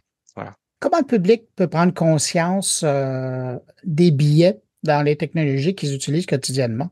Bien tout simplement, si vous demandez à un logiciel de génération d'images de vous présenter un enseignant, même en anglais, donc sans genrer la requête, vous allez avoir plutôt des femmes. Si vous demandez à un PDG, vous allez toujours sans genrer la requête, vous allez plutôt avoir des hommes et des hommes blancs. Ça a été observé sur Stable Diffusion, ça a été observé sur Midjourney, ça a été observé sur DALL-E. Avec plus ou moins d'accentuation selon les logiciels, hein, et justement chaque éditeur essaye de limiter ses biais. Ils révèlent pas tellement comment ils le font. Ce que soupçonnent les ingénieurs, c'est qu'en fait ils introduisent un autre biais, c'est-à-dire que de façon aléatoire ils disent je veux un PDG mais je veux que ce soit une femme. Ça ils vous le disent, ils ne le vous disent pas dans le logiciel. Mais ils ajoutent cette requête-là de façon aléatoire pour générer différents exemples. Voilà. Quels sont les défis éthiques les plus urgents liés à l'utilisation de l'intelligence artificielle aujourd'hui, selon vous? À mon avis, on n'a pas assez mis de l'accent sur la procédure nécessaire à la correction des échantillons dans la mise en lien des bases de données. C'est-à-dire qu'il y a plein d'études qui ont été lancées, qui ont essayé de trouver des corrélations entre différentes données et qui ont totalement oublié tout le travail qui avait été fait au 19e siècle et au 20e siècle pour avoir des échantillons représentatifs, pour essayer d'éviter des corrélations absurdes. Et ce travail-là a été un peu négligé par les GAFAM dans les années 2000-2010. Et les GAFAM commencent tout juste à se remettre en cause, à essayer de trouver des procédures plus robustes pour faire ces corrélations-là. Donc ça, c'est un défi central, je pense, aujourd'hui pour la science, c'est de faire très attention quand elle met en relation des bases de données à pas proposer des corrélations qui sont sans queue ni tête. Voilà. Et donc, il faut absolument étudier la causalité parce que sinon, on peut se diriger très facilement et très rapidement vers des corrélations qui non seulement sont absurdes, mais souvent sont préjudiciables. C'est-à-dire qu'il y a des corrélations qu'aujourd'hui, on préfère ne pas faire pour des raisons morales qui peuvent être faites en raison d'un contexte sociologique, parce que typiquement, si vous voulez attribuer un crédit et que vous commencez à utiliser le code postal pour évaluer la solvabilité de vos clients, vous risquez évidemment de recréer un biais historique. Et particulièrement en Amérique du Nord, où les quartiers sont assez ségrégés. Donc, si vous faites ce type de corrélation-là, ce sera préjudiciable. Et même si, parfois, vous pouvez trouver des corrélations qui sont robustes, c'est-à-dire qui vont au-delà du coup de chance. Mais ça remet en cause des droits fondamentaux. Donc, il faut faire attention aux corrélations qu'on fait avec l'intelligence artificielle. En terminant, quelles sont les perspectives futures pour rendre l'intelligence artificielle plus équitable et juste selon vous? Eh bien, je pense que l'AI Act va dans la bonne direction. Il n'est pas très clair encore sur les technologies, sur les méthodes, en tout cas, à utiliser pour l'interprétabilité, notamment. Il va pas très loin sur ce qui est dénommé les IA génératives type GPT.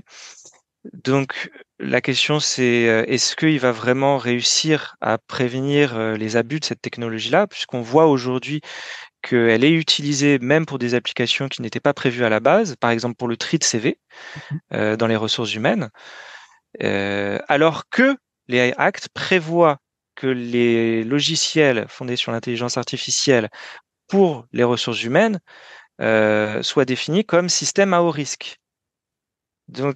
Et donc sont soumis à des évaluations plus poussées que les systèmes type GPT, les systèmes généralistes. Donc voilà, il faut voir comment ça va être mis en place, comment ça va être appliqué, cet AI Act. Je suis curieux de le voir. Et je pense en tout cas que c'est déjà une première étape nécessaire.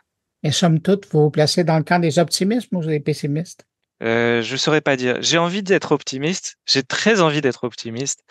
Mais écoutez, vous êtes aussi bien que moi au courant de l'avancée des partis autoritaires et autoritaristes, que ce soit en Europe ou aux États-Unis, donc et qui sont renforcés par les algorithmes sur les réseaux sociaux ou qui peuvent se servir de l'IA générative pour manipuler les opinions.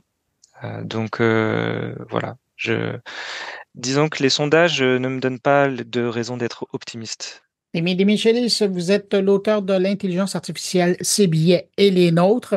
Ça va paraître aux éditions du Faubourg à compter du 14 juin. Merci beaucoup de m'avoir donné un peu de votre temps pour répondre à mes questions. Merci infiniment pour votre invitation. Au revoir. Au revoir. Ici Patrick Pierrat, éditeur de l'infolettre InfoBref. Connaissez-vous InfoBref ? C'est un moyen simple et gratuit de connaître chaque matin l'essentiel des nouvelles importantes. InfoBref résume les principaux événements dans l'actualité et vous envoie une infolettre qui se lit en 5 minutes. Pour essayer InfoBref, allez à infobref.com. De retour à mon carnet. Comme Jérôme Colombin et moi-même, Thierry Weber, de son côté, a suivi de très près la grande présentation d'Apple cette semaine et nous propose sa lecture de la situation. Bonjour Bruno, bonjour les auditeurs de mon carnet. Cette semaine s'est tenu un événement, enfin plutôt un rendez-vous incontournable et je me devais de le suivre, de le regarder puisqu'effectivement il se tenait à distance. Je parle bien évidemment du rendez-vous de la keynote de chez Apple. Alors je vais pas être le Xème à parler des annonces qui ont été faites durant cette keynote, qui ont été faites autour des nouveautés, des nouveaux systèmes d'exploitation, iOS 18, macOS Sequoia et puis iPadOS. Vous trouverez assez de vidéos et de youtubeurs qui le feront bien mieux que moi. Moi, je reviens sur la forme de l'événement lui-même, puisque pendant la pandémie et surtout pendant le confinement, ces rendez-vous se sont tenus à distance grâce au live streaming. Un live streaming qui a un petit peu toujours existé, mais surtout qui venait accompagner un rendez-vous physique pour la plupart de ces keynotes. Et il semblerait que le pli ait été pris par Apple de se dire que c'est peut-être plus simple d'organiser ça, de faire presque du tourné-monté. Petite anecdote d'ailleurs, à la fin de cette transmission, on vous indique que tout a été filmé avec un iPhone, plus précisément des iPhones. Je demande à voir, mais bon, pourquoi pas. Mais voilà, le résultat, c'est un show super bien huilé, tourné dans les locaux de chez Apple, dans l'immense bâtiment The Circle, avec une petite intro amusante, puisque les animateurs de cette keynote débarquent d'un avion en sautant depuis celui-ci en parachute. C'est beaucoup de moyens mis en œuvre, on pourrait dire les mauvaises langues, pour annoncer pas grand-chose, puisque pour ce qui est de iOS 18, on va parler de couches de cosmétiques, d'effets visuels, de petites choses qui viennent changer effectivement le look de votre smartphone. Bonne nouvelle, a priori, ça va fonctionner pour pas mal de modèles bien plus anciens que l'iPhone 15.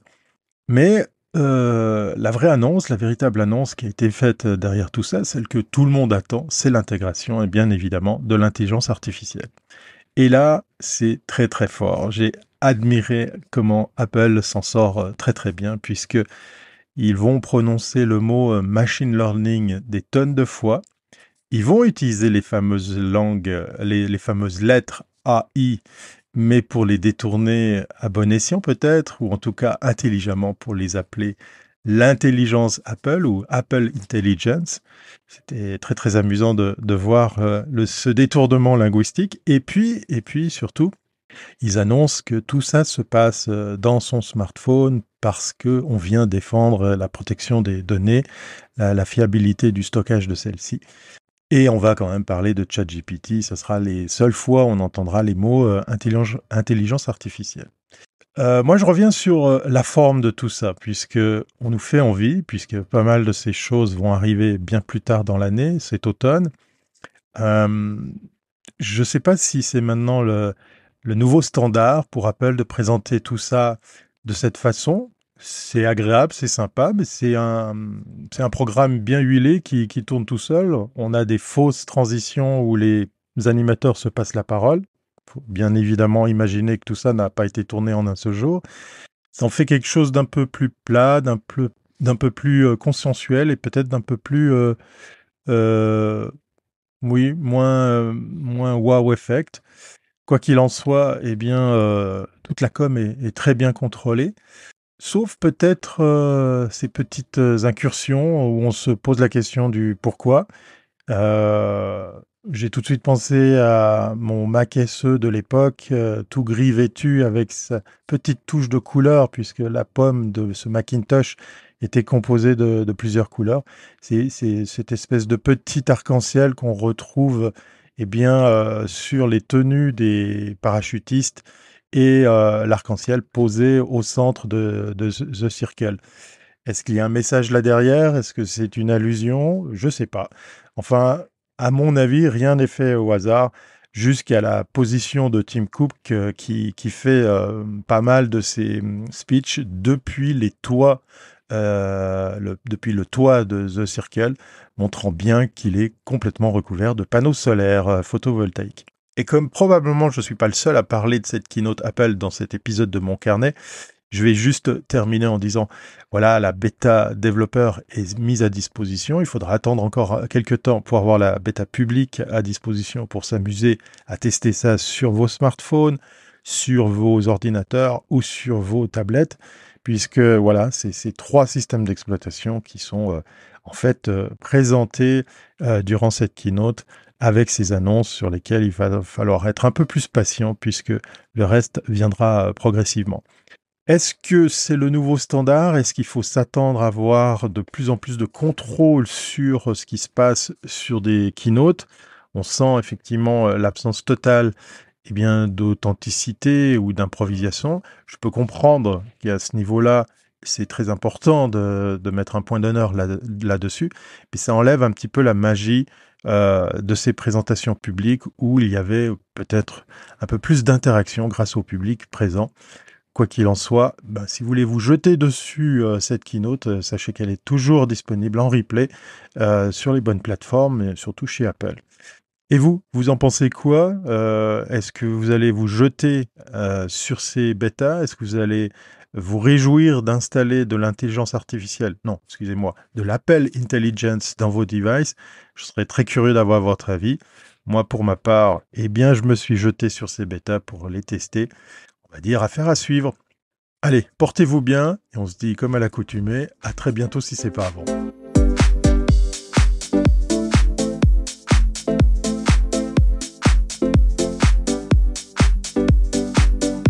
Cette semaine, on apprenait avec surprise la fin des activités de l'organisme Québec numérique de la Ville de Québec.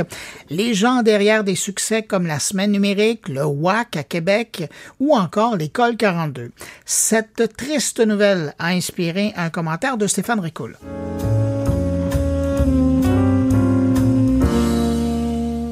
L'annonce a été faite publiquement cette semaine dans un mélange de tristesse et de consternation. Le tourbillon médiatique s'est alors enclenché. C'est ainsi que Martine Rioux a débuté son post LinkedIn en parlant bien évidemment de la fermeture de Québec numérique le 31 juillet prochain. Martine, c'est la présidente par intérim du conseil d'administration de Québec numérique. Québec numérique, c'est le WAC, le Web à Québec. C'est la semaine du numérique. C'est Virage numérique. Et c'est surtout la branche nord-américaine de l'École 42. Et cette annonce, c'est une nouvelle crève-cœur. Et Martine, elle, c'est une femme surtout de cœur, passionnée par l'éducation. Et même si l'aventure complète de Québec numérique la jette certainement à terre, je ne prends certainement pas grand chance en disant que c'est le projet de l'École 42 qui vient l'affecter le plus. Et certainement affecter toute l'équipe qui était en arrière de Québec numérique.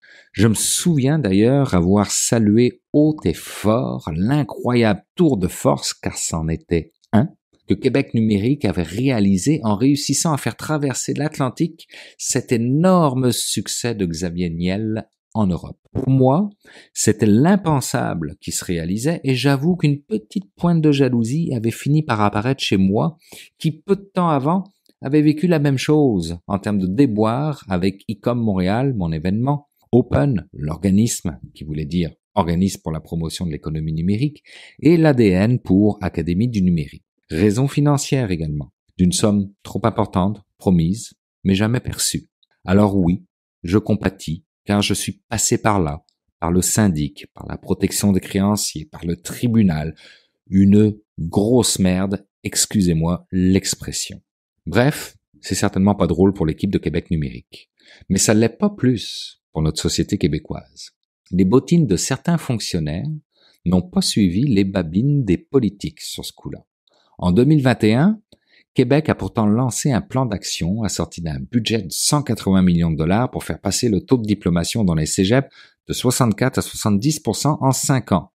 Et cet indicateur, il fait du surplace. Les sommes prévues d'ici 2 ans iront en diminuant maintenant et aucun financement spécifique n'est prévu par la suite. Je peux vous dire que les étudiants de l'école 42 se sentent encore plus abandonnés par le système, mais ils se retroussent les manches, sont toujours présents quelques jours après l'annonce et poursuivent leur formation en grand nombre. Et en parlant de grand nombre, j'ai appris que la prochaine cohorte, celle de septembre, était la plus nombreuse ever de toute l'histoire de l'école 42 ici au Québec. Un beau gâchis, par un excès de zèle, semblerait-il. Sur les 5 ans d'entente à 1 million de dollars par année, il s'est écoulé 3 ans et demi sans problème. Et là, pour les 18 derniers mois, on enquête, on vérifie, on contre-vérifie. Pour quelle raison déjà? Le financement de l'école 42 est passé des mains de la Commission des partenaires du marché du travail aux mains directement du ministère de l'Emploi, ramassant au passage la gestion et la reddition de comptes. Gâchis, disais-je.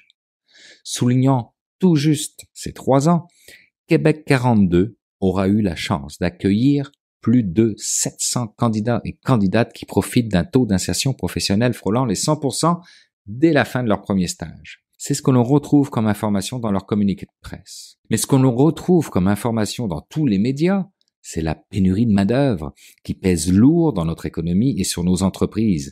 Et c'est en partie à ça que l'école 42 apportait une réponse. Radio-Canada, d'ailleurs, le 21 mars dernier, avait donné un descriptif à un article qui disait « Près de 400 millions de dollars ont déjà été dépensés depuis 2 ans en bourses offertes aux étudiants inscrits à des programmes qui mènent à des secteurs en pénurie de main-d'œuvre. Cependant, À l'Université de Montréal, le nombre de candidatures dans les programmes ciblés par ces bourses, censées être incitatives, est malgré tout en baisse. De l'autre bord, avec un maigre 5 millions de dollars promis, l'école 42, c'était 100% de remplissage et une croissance. De la pratique en lieu et place à la théorie. C'est à rien y comprendre comme décision, du moins de l'extérieur. Car il doit bien y avoir un grain de sable quelque part qui a fait dérailler la machine. Mais je ne connais pas ce grain de sable-là, car je suis loin du dossier. Oui, j'ai parlé à Martine, histoire d'aller un peu plus loin que tout ce que j'ai pu lire. Mais reste que. Depuis son lancement en 2013 en France, l'école 42 a non seulement connu une croissance en France avec l'ouverture de nombreux campus, mais aussi à l'étranger, avec une trentaine d'écoles dans une vingtaine de pays différents. Selon ce que j'ai pu lire, depuis 2013, une seule école a dû fermer ses portes, celle de Nice, en 2023. Et c'était un cas isolé jusqu'ici. Une drôle d'image que nous allons projeter désormais.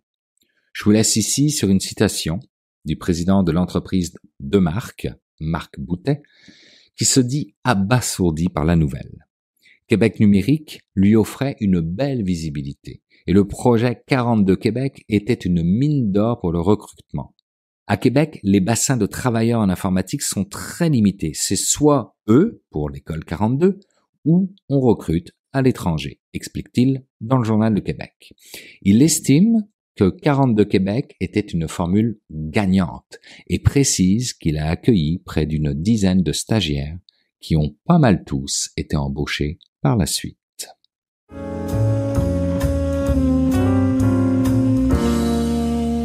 Comme à l'habitude, c'est le temps d'aller rejoindre mon ami Jean-François Poulin pour parler UX. Bonjour Jean-François. Bonjour Bruno. Jean-François, cette semaine, tu nous ramènes au WAC à Québec où tu as rencontré deux personnes qui sont importantes, je pense qu'on peut le dire comme ça, pour un site qui est très important pour une bonne partie de la population québécoise. On parle du site québec.ca. Oui, puis on le sait, québec.ca, c'est une belle initiative quand même qui commence à prendre forme, à regrouper toute la multitude de sites qui composaient tous les ministères, tous les organismes, tout ça, qui sont en train d'être regroupés sur québec.ca pour nous faciliter la vie, en fait. Puis on le sait, on a parlé avec Martin Boucher à plusieurs reprises, toi de ton côté, moi également. Je l'ai rencontré au Web à Québec, effectivement, il y a 2 semaines, et il était accompagné de Hugo Normandin, un collaborateur avec qui il travaille chez québec.ca, et ils m'ont parlé d'intelligence artificielle. L'application, en fait, de l'intelligence de ChatGPT à l'analyse des campagnes publicitaires qu'ils font pour promouvoir des différentes parties de Québec.ca maintenant. Et c'est intéressant. En fait, c'est un projet pilote. Là. On commence à explorer un petit peu comme tout le monde. On ne peut pas se permettre de ne pas le faire, je pense, en numérique.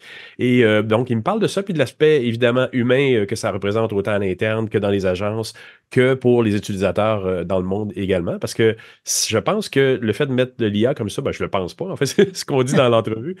Ça va permettre de réajuster les campagnes plus rapidement aussi, de voir les statistiques, de réajuster le message en lien avec les statistiques et les clientèles qui sont visées. Donc, je pense qu'il y a des choses qui sont prometteurs là-dedans, mais c'est un beau défi, en fait, pour tout le monde qui vont travailler là-dessus. Là. Ben, merci d'avoir mis la table aussi clairement que ça. Alors, on va écouter ton entrevue avec Hugo Normandin et Martin Boucher. Merci pour cette rencontre ramenée de Québec, puis je te dis à la semaine prochaine. Salut. À la semaine prochaine. Bye. Ben, on est revenu sur la présentation de notre nouvelle stratégie de communication numérique gouvernementale qu'on avait présentée au WAC aussi l'an dernier. Okay. Puis là-dedans, il y avait 6 dimensions.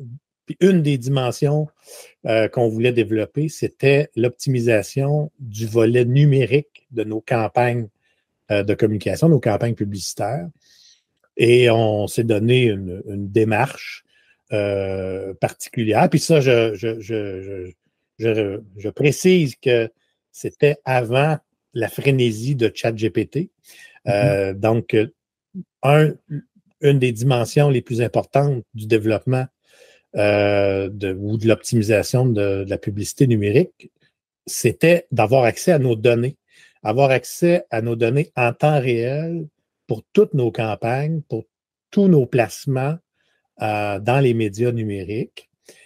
Pour nous permettre d'avoir un portrait d'ensemble, puis d'avoir des tableaux de bord, par exemple, d'une campagne à l'autre, puis de pouvoir intervenir durant la campagne pour optimiser, je ne sais pas moi, de l'achat de mots-clés ou du placement de bannières. Donc ça, c'était un premier pas. Puis est arrivée la frénésie de ChatGPT et de l'IA générative. Et dans n'importe quelle stratégie d'intelligence artificielle, on entend souvent dire que ce qui est nécessaire, c'est la qualité des données. Ouais. Donc, nous, sans le savoir, on travaillait déjà à l'accès à nos données, à répertorier nos données, à accumuler des données. Puis, l'intelligence artificielle est devenue une autre bonne raison de compiler ces données-là historiques. Parce qu'on peut faire des expérimentations puis référer l'intelligence artificielle à nos données historiques par hypothèse. Alors, moi, j'ai parlé de ça, j'ai introduit un peu la notion où on est rendu un peu dans l'élaboration du développement du marketing numérique. Donc, on a un peu recalibré nos médias sociaux parce que c'est l'équipe des médias sociaux qui est devenue l'équipe marketing numérique et médias sociaux. OK. Donc, on a entrepris d'avoir accès à nos données, mais on a aussi, durant cette année-là, appris à propos des plateformes numériques de placement médias dans l'analyse et on a commencé à faire aussi du conseil à l'interne auprès de nos directions de com qui sont en train d'élaborer des campagnes. Et pendant que tout ça se passait, notre collègue Hugo a expérimenté l'usage de ChatGPT dans un contexte réel, dans un contexte réaliste de l'élaboration d'une campagne. Et donc, fort de tout ça, fort de toutes ces données que vous avez accumulées, Hugo s'est mis sur un projet d'interagir avec l'intelligence artificielle dans l'état où elle est actuellement, parce qu'on sait que on a toujours un petit doute, un petit retrait parce qu'on se dit est-ce que c'est fiable ou c'est pas fiable. Donc là, vous êtes c'est quoi, c'est un projet pilote que vous avez fait? Oui, c'est justement comme Martin l'expliquait, là, quand l'intelligence artificielle est sortie, là, démocratisée un peu pour tout le monde, avec ChatGPT de ce monde. Nous, en tant qu'équipe marketing numérique, on a décidé de faire nos devoirs, justement de faire une veille de ces outils-là. Au début, ça commençait que c'était vraiment générer du texte. Nous, on était l'équipe médias sociaux, fait que essayer de nous aider à écrire des libellés de médias sociaux, des choses comme ça. Puis éventuellement, là, au fil et à mesure, on a des rencontres, on est un peu plus marketing numérique et tout. Il y a une lumière qui est apparue justement quand c'est au début de l'hiver, j'ai rencontré justement un spécialiste en agence à Toronto.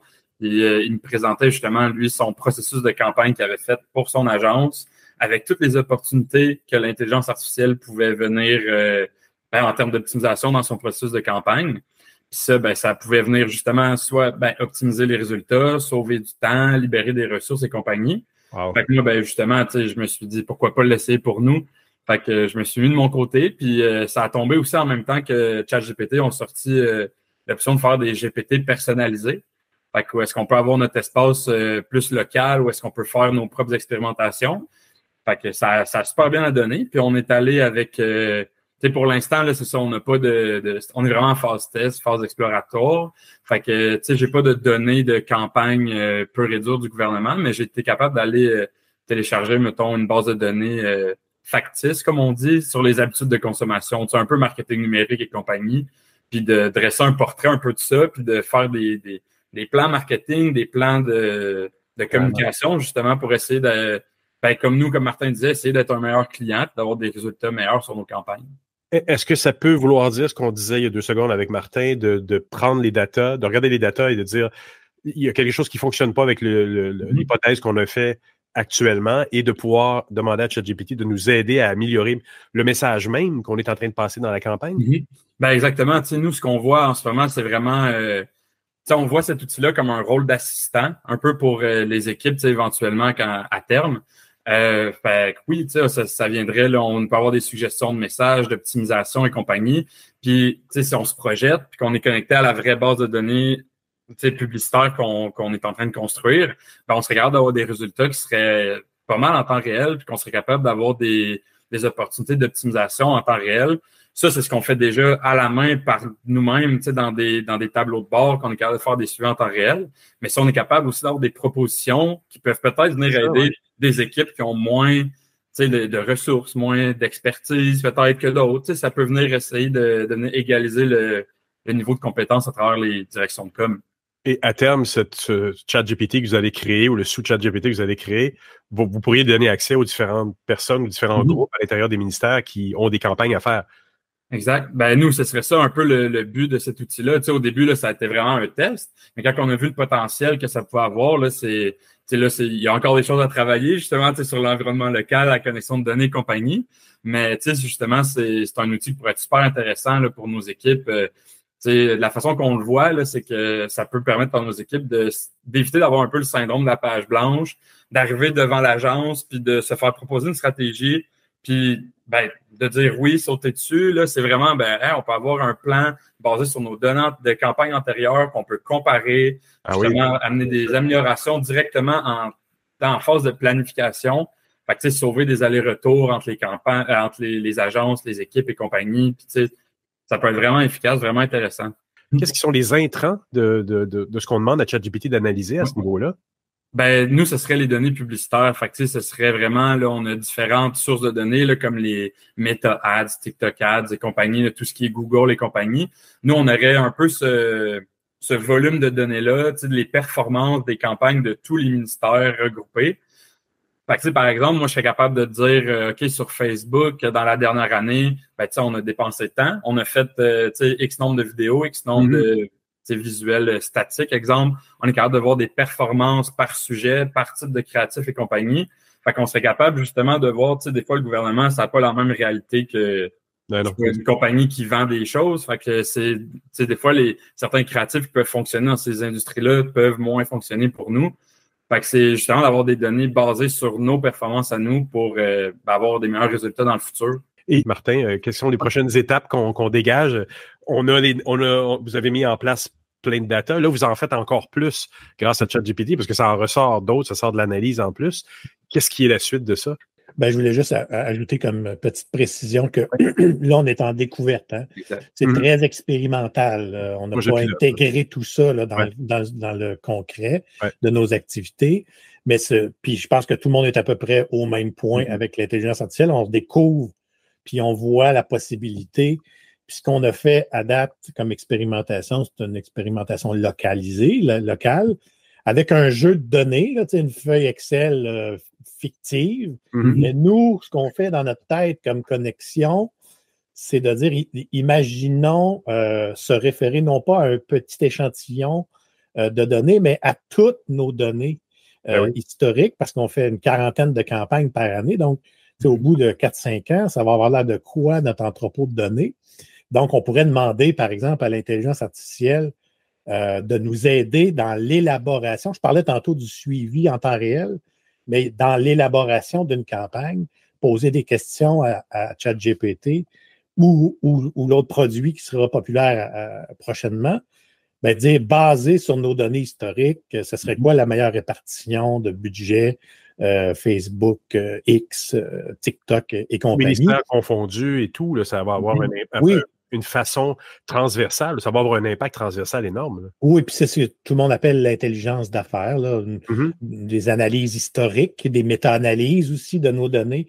Ça pourrait nous permettre finalement d'exploiter nos données, de les valoriser, parce que ça va devenir rapidement des données massives. Donc, on risque d'avoir besoin d'intelligence artificielle pour valoriser puis analyser tout le potentiel. Mais je répète encore une fois que on est en phase de découverte et d'exploration. Puis je pense que ça fait partie de notre devoir aussi, là, comme communicateur, d'être au courant des possibilités qu'offrent les nouvelles technologies. Je voulais juste apporter cette précision-là. Oui, et c'est un peu la suite de Québec.ca aussi. Je veux dire, il y a une mise en commun là, dans le cas de Québec.ca des sites du visuel et tout ça. Mais là, il y a une mise en commun des chiffres de chacun des ministères qui potentiellement peut les aider transversalement à aller chercher ou à faire comprendre aux citoyens les services qui sont offerts. Parce qu'évidemment, Québec.ca oblige, on n'est pas là pour vendre quelque chose, mais bien pour faire valoir quelque chose, j'ai l'impression. Tu fais un bon lien avec Québec.ca parce qu'avec on a documenté en fait toute l'histoire. J'appelle ça toute l'histoire, c'est-à-dire que une fois que la campagne existe, ben souvent, la campagne dirige vers une page de québec.ca. Puis de là, il y a de l'exploration de contenu qui est faite, que ce soit de la valorisation des métiers d'avenir, par exemple. Donc, nous, ce qu'on souhaite, c'est que la campagne fonctionne bien, mais on souhaite aussi que les retombées de la campagne soient aussi intéressantes. Donc, les gens sont dirigés par hypothèse sur québec.ca, mais sur québec.ca, l'histoire continue. Là. Donc, ce qui nous intéresse, c'est d'avoir vraiment tout le parcours complet des citoyens. Fait que c'est sûr que à cet égard-là, québec.ca devient très complémentaire à nos efforts de communication. Puis c'est aussi une façon d'évaluer si notre campagne de communication est efficace, c'est-à-dire quel type de trafic arrive, qu'est-ce qu'ils font les gens une fois sur québec.ca, est-ce qu'ils vont plus loin dans leur découverte? Donc, et petite question UX par rapport à ça, c'est peut-être pour Hugo. Le côté humain là-dedans, le côté de dire, bon, là, on a les datas. Puis ça, c'est souvent, on a la data. On n'a pas nécessairement rencontré l'humain, rencontré le citoyen dans ce cas-ci. Est-ce que, éventuellement, ça serait aussi une data que vous voudriez aller chercher, ça, le côté qualitatif plutôt que quantitatif, et l'agréger dans cette réflexion-là de ChatGPT? Oui, ben tu sais, on a déjà commencé à y penser un peu là, quand on faisait nos médias sociaux, des choses comme ça, quand il y a des campagnes sur les médias sociaux, ben, il y a beaucoup de commentaires, beaucoup d'engagement et tout, puis là, on a fait quelques expérimentations là, un peu qualitatives, justement, de savoir quel pourcentage c'est du positif, du négatif, sortir les tendances. Puis, tu sais, ça peut nous amener à modifier, justement, là, des angles pour traiter des sujets.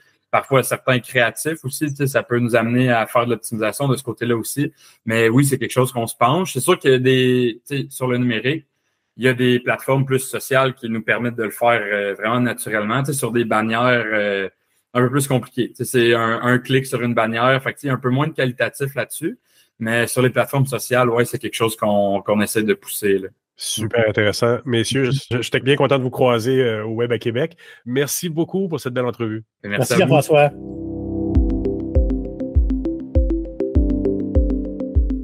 Eh bien voilà, c'est ainsi que se termine cette édition de Mon Carnet. Un gros merci à nos invités, merci à mes collègues Jérôme Colombin, Thierry Weber, Stéphane Ricoul et Jean-François Poulain pour leur présence cette semaine. Et puis merci à vous qui avez écouté cette édition jusqu'à la toute fin. Très heureux d'avoir passé ce bout de journée avec vous. Je vous donne rendez-vous vendredi prochain pour une nouvelle édition de Mon Carnet. Entre-temps, je vous souhaite une excellente semaine et puis surtout, portez-vous bien.